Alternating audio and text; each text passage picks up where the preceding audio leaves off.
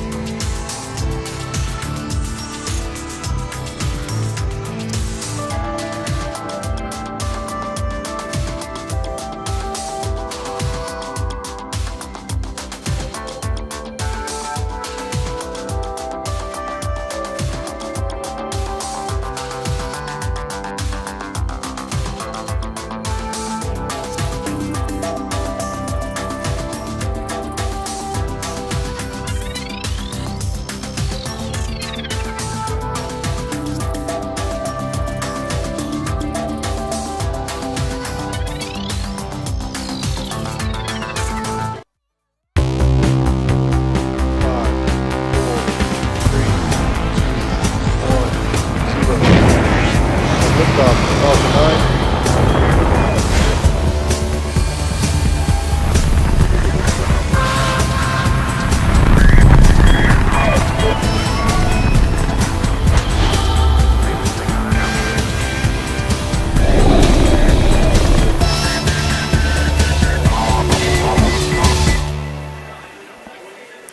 Good afternoon. It is Wednesday, April 22nd, and you are looking at a live view of Falcon 9 as it awaits its 3:31 p.m. Eastern Time launch from Pad 39A at Kennedy Space Center in Florida.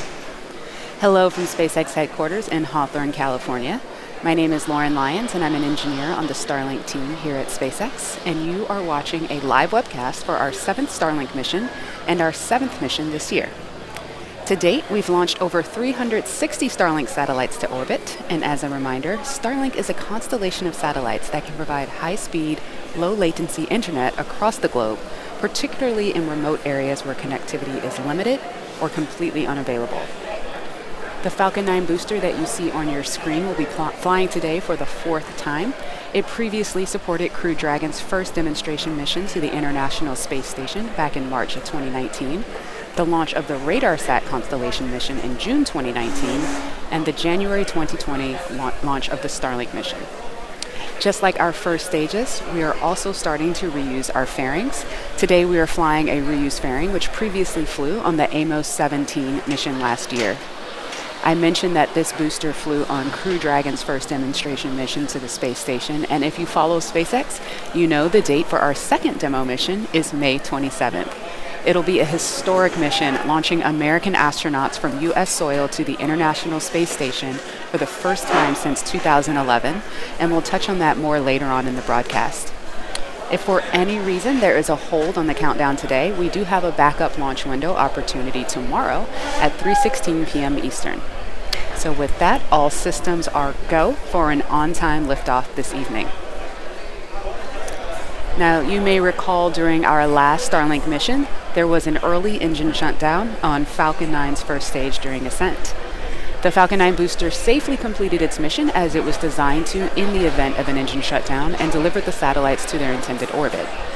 Since then, our engineers determined that the issue stemmed from a small amount of isopropyl alcohol, which is a cleaning fluid, that became trapped inside of a sensor dead leg, or an area where it couldn't flow through, and then it ignited. We did not perform that cleaning process on the rocket supporting today's mission, and all 9 Merlin engines, which were test fired on the pad just last week, are looking healthy ahead of flight. Prior to today's launch, the vehicle was housed in our hangar at Launch Complex 39A until about 24 hours ago, when the rocket, along with the Starlink payload, was rolled out to the pad and raised vertical. The bottom 2/3 of the vehicle that you can see there, that is the first stage. You can actually see the soot markings left over from its last flight. The first stage is what accelerates the vehicle through the Earth's atmosphere to the edge of space, with the help of 9 Merlin engines at the base of the rocket. Today we'll be attempting to recover the first stage for the 4th time on our drone ship, Of Course I Still Love You, which you can see there. And it's currently stationed about 350 nautical miles northeast off the Cape. Above the first stage is the second stage, which has a single Merlin vacuum or MVAC engine, which ignites after the first stage separates.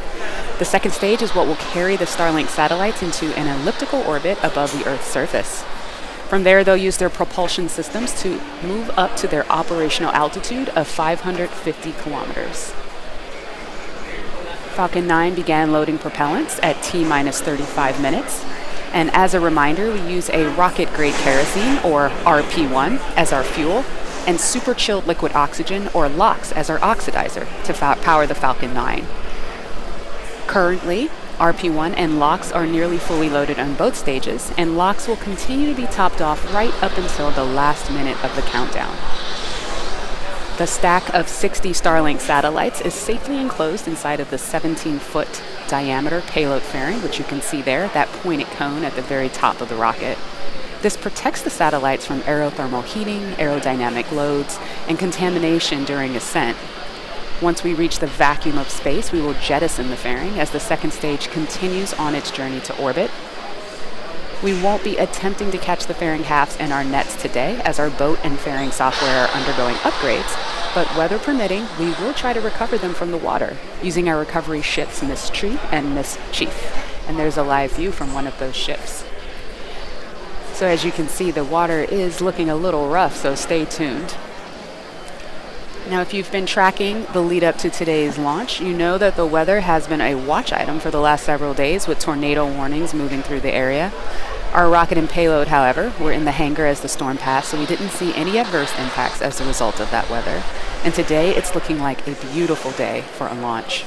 So with that, the vehicles, satellites, weather, and range are all looking good for an on-time liftoff just a few minutes from now.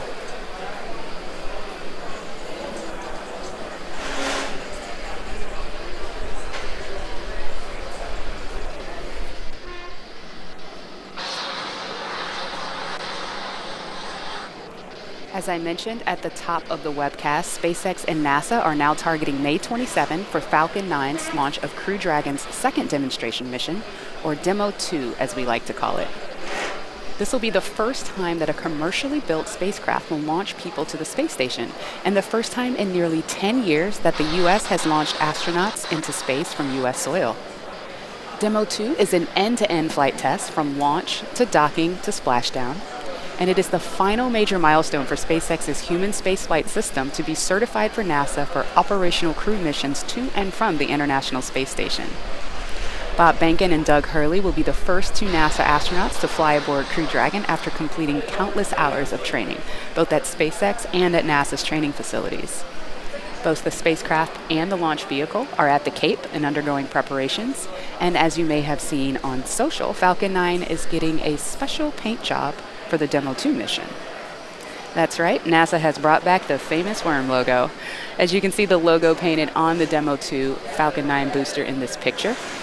The worm was brought back to mark the return of human spaceflight on American rockets from American soil with the Demo 2 mission.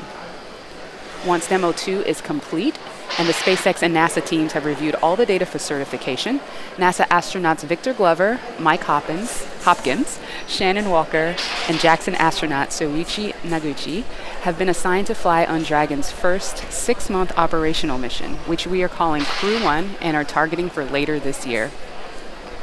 So we are currently just over 4 minutes away from liftoff, and Falcon 9 is moving into the final stages of the countdown. The first and second stages are nearly fully loaded with 1 million pounds of kerosene fuel and liquid oxygen.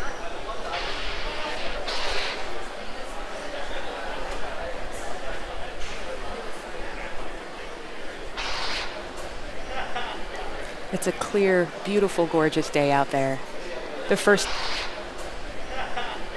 It's a clear, beautiful, gorgeous day out there. The first stage should finish prop loading at T-minus 3 minutes, and the second stage at T-minus 2 minutes. And as I mentioned earlier, liquid oxygen is going to continue to top off up until just before liftoff. At T-minus 60 seconds, be sure to listen for the call out that Falcon 9 is in startup. That means that the rocket's autonomous internal flight computers have taken over the launch countdown.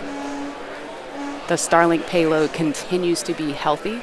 The Falcon 9 team is tracking no issues on the rocket. Weather is looking really good, and the range is green for launch. So with all that, let's just sit back and listen in to the last few minutes of the countdown.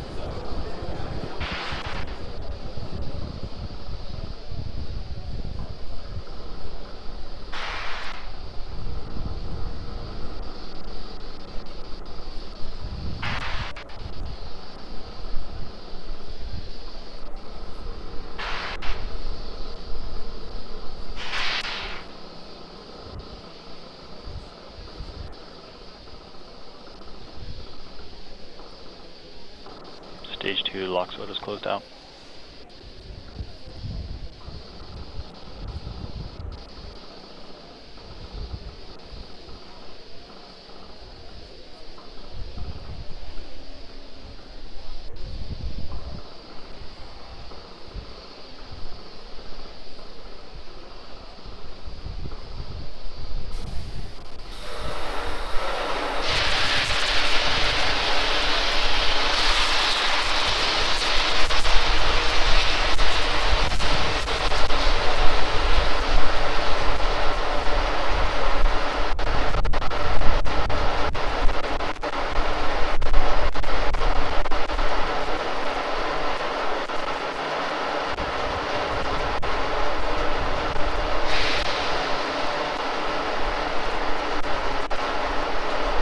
Falcon 9 is in startup.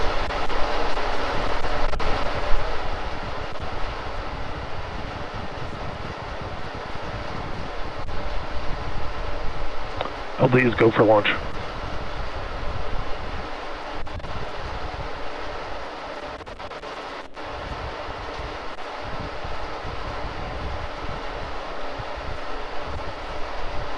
T-minus 30 seconds.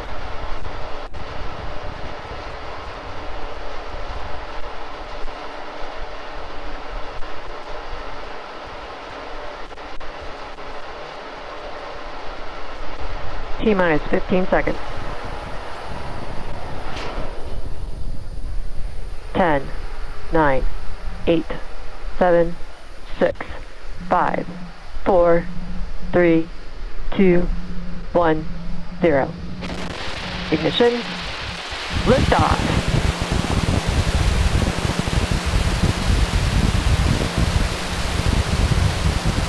Falcon 9 switching down range.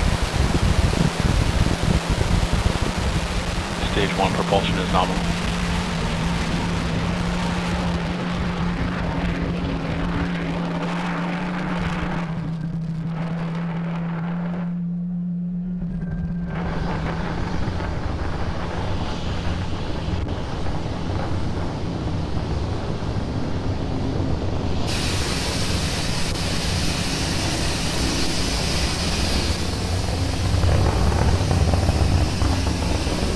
Power and telemetry nominal. As you can see, Falcon 9 has had a successful liftoff from pad 39A. Moments ago, we throttled the engines down and we'll throttle back up just in a second for preparation for Max Q. Max Q stands for maximum aerodynamic pressure, which are the highest stresses that the vehicle will see during ascent.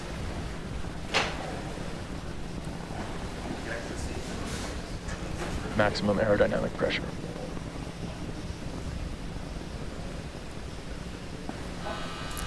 Now coming up in about a minute, we will have 3 events happening back to back. First is main engine cutoff, or MECO. This is where all 9 M1D engines will shut off to slow the vehicle down in preparation for the second event, which is stage separation. This is where the second stage will separate from the first stage, with stage 1 making its way back down to Earth for landing, and stage 2 kicking off that third event that I mentioned, which is SES-1, or The back Second engine Engine fill. Start 1. This is where the MVAC engine will light up and propel the second stage along with the Starlink satellites to orbit.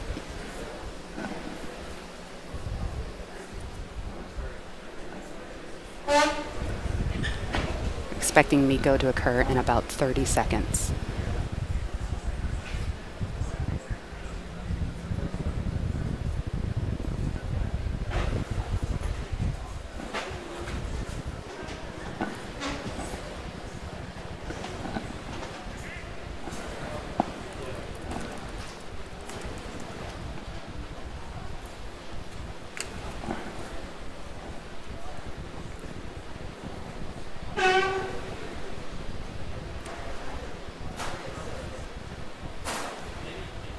MECO. Stage separation confirmed. Successful MECO.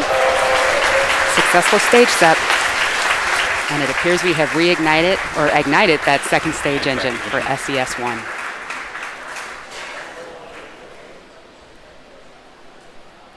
Now we're just a few seconds from fairing deploy. Again, this fairing has flown before on a previous mission.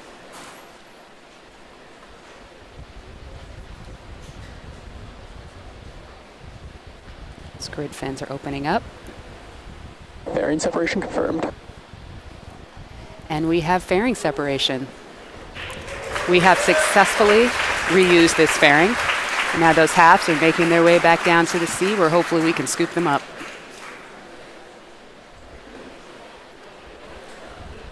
So on the left side of your screen, you have stage 1, which is making its way down to the drone ship. And on the right, you have stage 2, that MVAC engine burning with 250,000 pounds of thrust. The grid fins appear to be fully deployed at this point. Now, while stage 2 continues on with the primary mission, stage 1's got its own plans.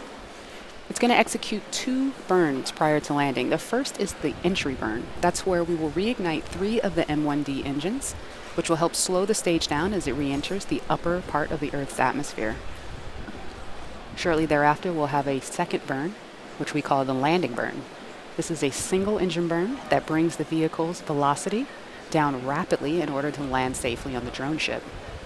At the same time, during that burn, you'll see the landing legs that are currently folded up along the side of the rocket are going to deploy.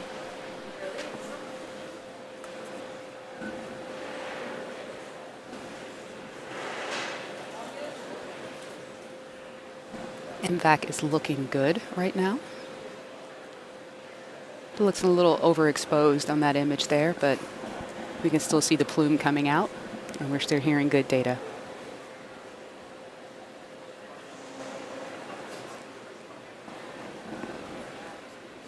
So while we're 2 minutes away Stage from 2 is entry on nominal burn, trajectory. just a note on these Starlink satellites, these 60 will be joining the constellation that's already on orbit. As we mentioned, we've launched more than 360 satellites. And again, these are to provide high-speed, low-latency internet to people down on that globe that you see on the right side of your screen.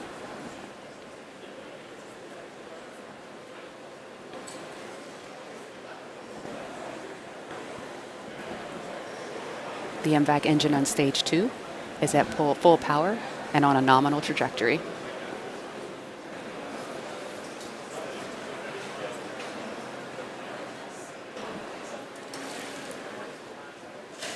Now, as stage 1 is making its way down, again, there are no engines burning while it's doing this.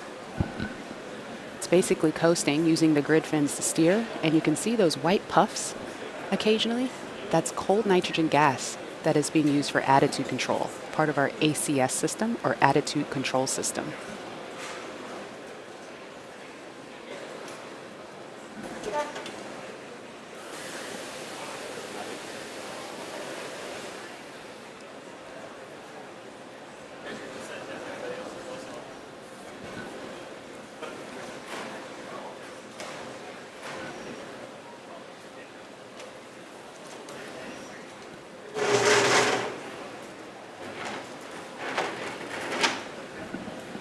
Okay, that entry burn should be coming up here in about 15 seconds. Meanwhile, stage 2 continues on as planned.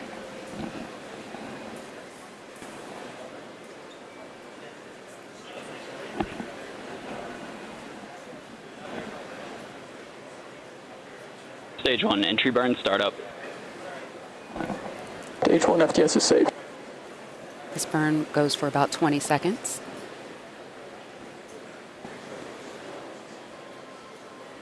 Four engines burning at once right Stage now. 2 continues to follow a nominal trajectory. Stage 1, entry burn, shutdown. All right, successful shutdown of that entry burn. Meanwhile, stage 2 is looking great.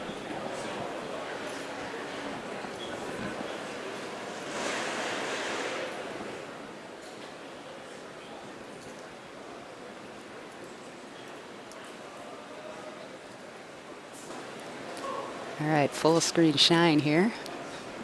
There we go.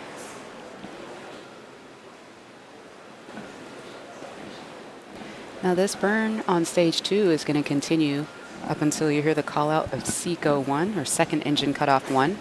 You're going to hear that pretty quickly after landing. Stage 1, entry transonic.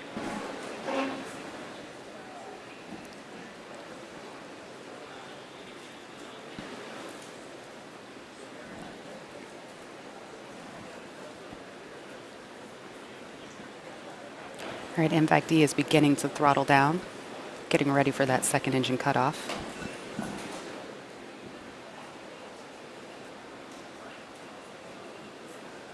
Stage 1, landing burn, startup. Entering terminal guidance. All right, that landing burn has started. Let's see if we can see the plume in the view from the drone ship.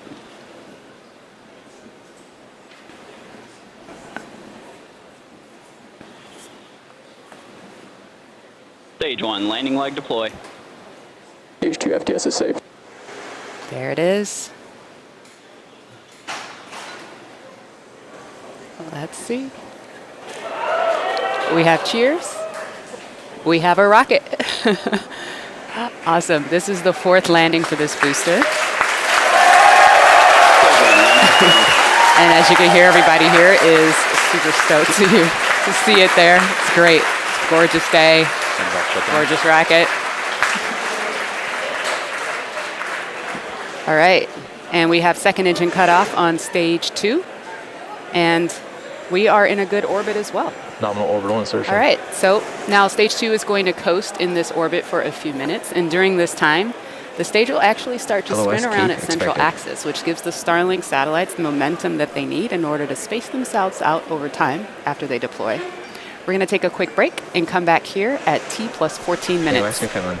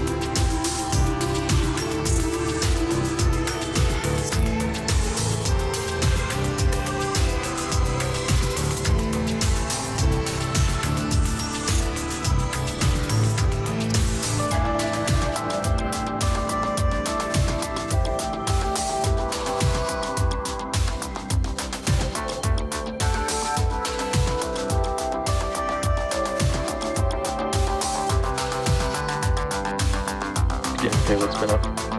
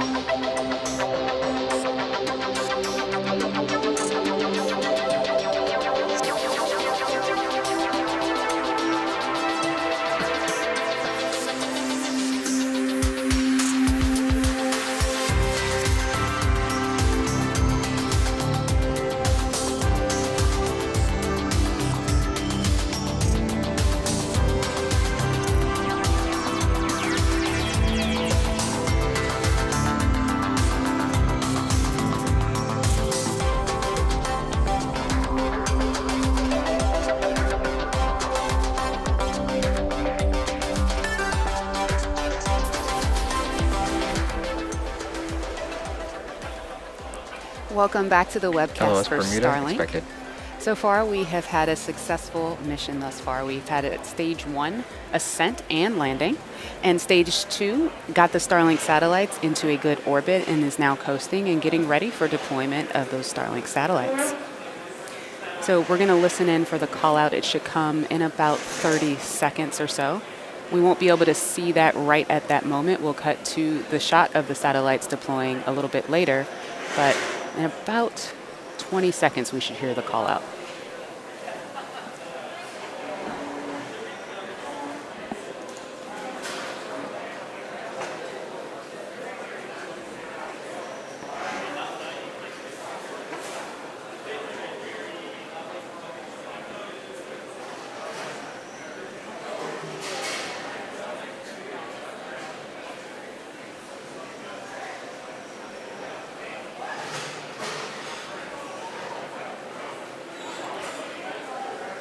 Payload deploy confirmed. Okay, we just heard the call out for payload deploy. Now, as the satellites begin to separate over time, they're going to open up their solar array, and over the next, oh, there they go. All right, that's those 60 Starlink satellites. Look at that cool glow around them. Wow. Now, shortly after, as I was saying, after just coming up in the next, few hours or so, we're going to see the solar arrays deploy. And over the next days and weeks, the satellites will begin to distance themselves away from one another and use their onboard ion thrusters to make their way to their operational orbit of 550 kilometers. Sorry, that image just is always so beautiful and catches me each time. Now, with that, it brings our webcast to a close. We'd like to thank the 45th Space Wing for providing range safety today and the FAA for licensing today's launch. You can follow our website and social media platforms for updates on our next missions and milestones. So until next time, be well, and we'll see you next launch.